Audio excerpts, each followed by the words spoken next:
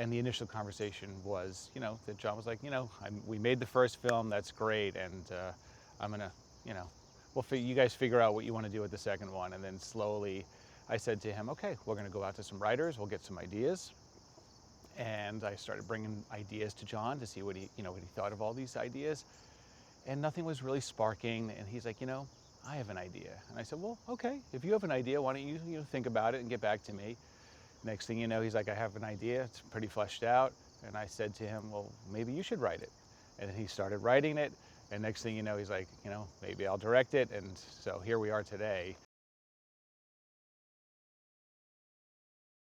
Well, it's like, there's a moment as a parent, there's a moment in your life when your children leave the nest and they go off to college, whatever that is. And this is the moment for this family where they have to leave the nest and go out and learn how to survive on their own. It's a little early, you have a 15-year-old girl and a 12-year-old boy and a baby, but they have no choice. So, Lee has prepared them the best he can.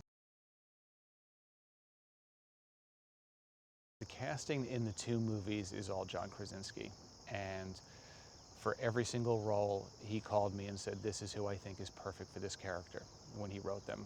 And I got the call, he's like, Cillian Murphy's Emmett. Now, Cillian Murphy, we'd be so lucky to have him in this role. And John reached out to him. And like every other character, there was no casting on the movies. It was, I wrote this role, it's Cillian Murphy. He reached out to Cillian Murphy, and he is Emmett. I mean, and that's how it's happened for both films in every role. So it really, there was no conversations, and John's been dead on with everything. The first film was a very intimate story about a family living on a farm in this world. And you witness that, yes, there are creatures out there, but you really don't know what's going on around the world. So I think you automatically want to open it up a little bit more. And we knew we were going to take the family off the farm.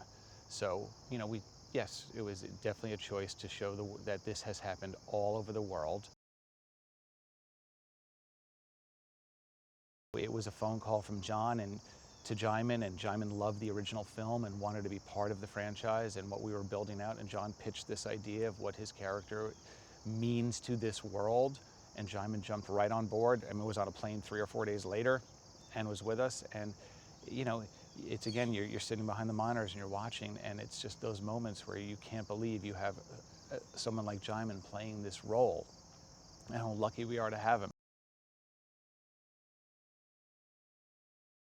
Well, the beauty of this world is nothing has changed. If you make noise, you probably will die. So you still have to sit in the movie theater as an audience member and watch them tiptoe through this entire world not making any sounds. And now we're throwing everything at you because they have left the safety of their home. They have left, as we say, the sand paths are the safety of their home. Everything was always okay as long as you didn't leave the sand paths. So they are now leaving the sand paths. So the terror is there, and it's amped up to level 10.